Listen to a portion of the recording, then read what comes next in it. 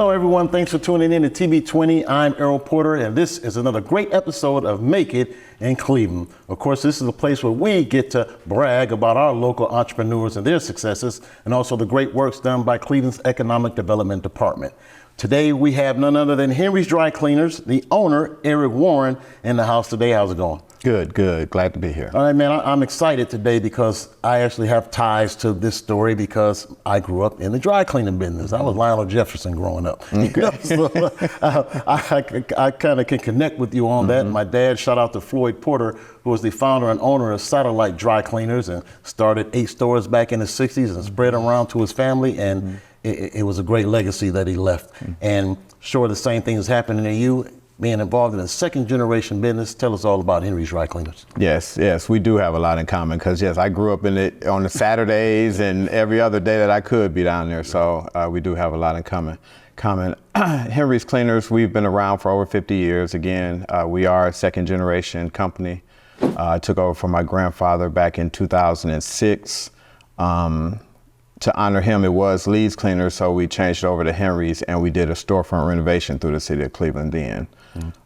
Since then, we've been doing a lot in the community with doing book bag rallies and doing a park that's right next door to our property where we do those rallies and other social events in the community. So it's a green space right now. We're steadily building on it. Right. Now tell us about the business itself and what kind of services you all provide daily to everyone. So we do same day cleaning. We're open Tuesday through Saturday, 9 to 5.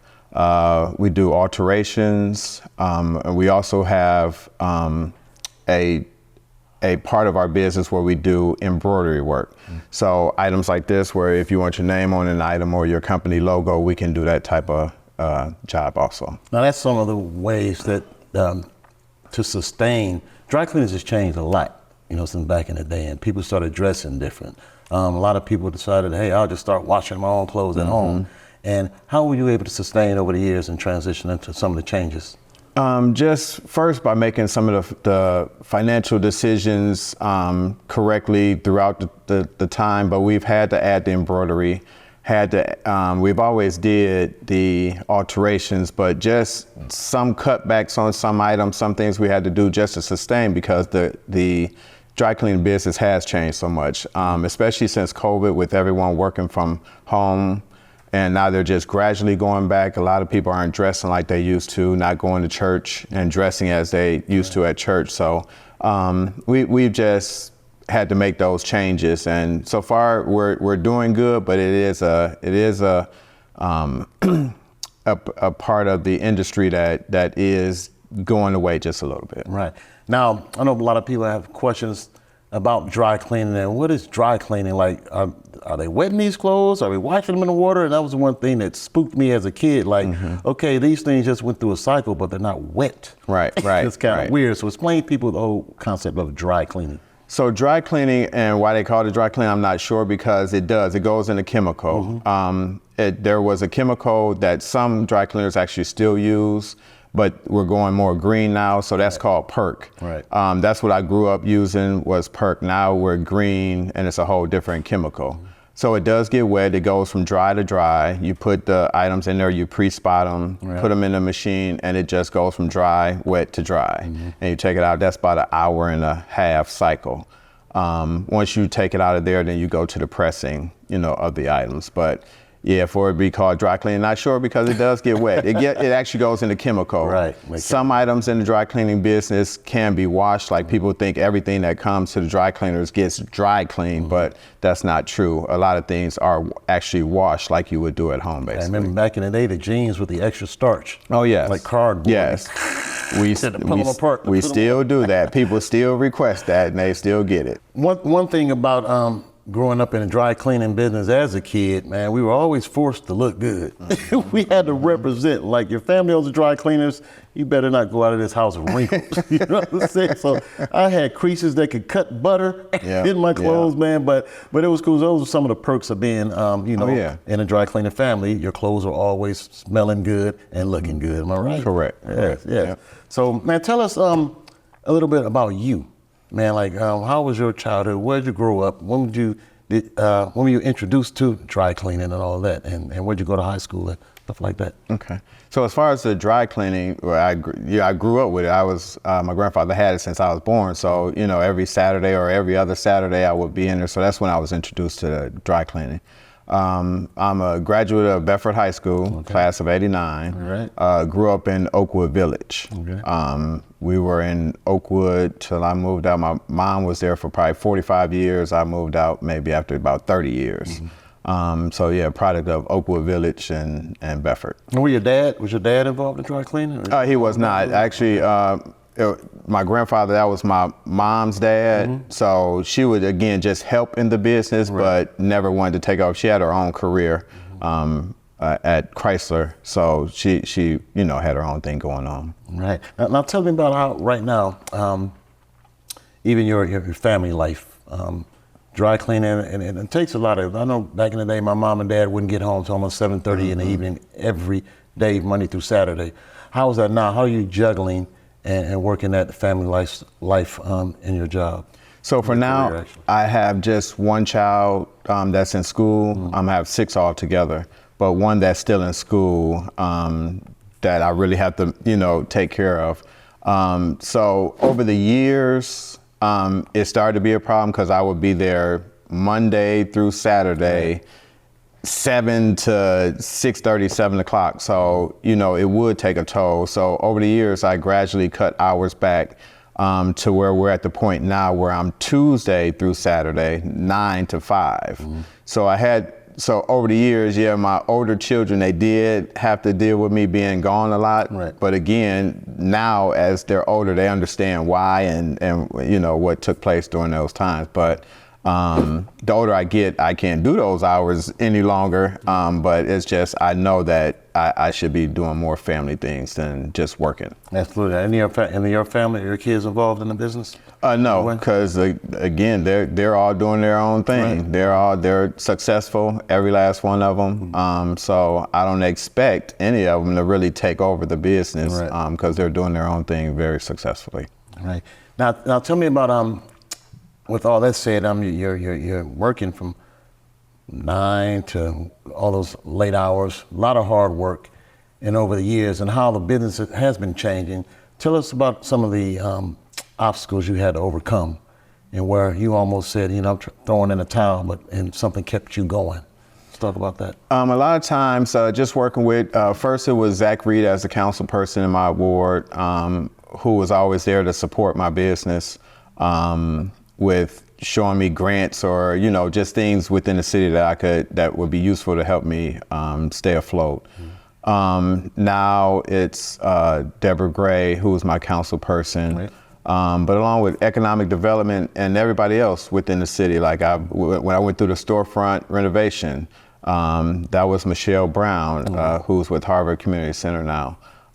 So there's always somebody there that when you think you didn't hit rock bottom and, a lot of things you just have to go out and ask. Right. And the city has all kinds of things that's available for you to help. So I have taken advantage of most of those, and I'm continuing to do that.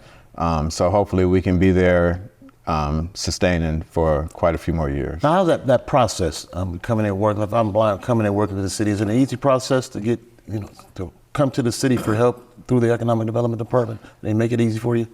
So at the beginning, no, it seems like I'm not doing this. It seems to be a lot of paperwork. Right. And just as a business owner, it helps you get your stuff in order. Right. Luckily, me being in business as long as I have, that a lot of my stuff was in order. It was just a few things I needed to change. So once they walked me through it, Kevin Smotzer with Economic Development was a perfect example of someone who would definitely help you get through these processes. After that, I'm excited and relieved that it's over with, but it was a great process going through, and I'm appreciative. Now, with all that said and done, what's the future for Henry's Dry Cleaners? How far do you want to go, and what is your end goal? The end goal is to retire. Eventually, I'll get to retirement. Right now, we're still trying to do a lot in the community with our green space. The last grant that we received, the loan which Economic Development gave us, I needed a boiler for the dry cleaners. Wow.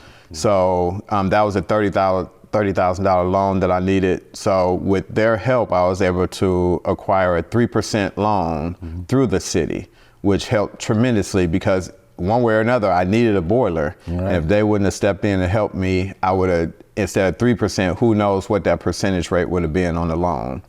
On top of that, I was able to receive a grant from Economic Development for doing part of my concrete work. Okay. It wasn't parking lot, it was part of concrete work that's beneficial for our pocket park.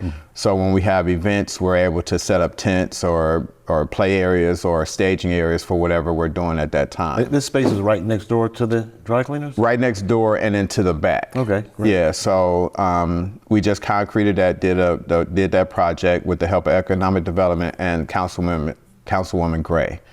So that project is done, and now we're looking, there's some other grants that's out there that we're working on to do some more improvements on the property. And speaking of that boiler, I remember my dad, when that boiler shut down, he's up That's 24 hours banging and hitting and trying to repair it himself, man. Yeah. And without that boiler, there's no dry cleaning. There's no dry cleaning. You need steam. Yes, for every aspect of dry cleaning, you need steam. You need steam. So I know how important that boiler was to keeping your business afloat, man. Yes. And speaking of, I just want to go back to when we were younger, man, just some of the stuff we talked about when, we don't know if this was legal or not, but we were working when we was 5 and 6 years old, right?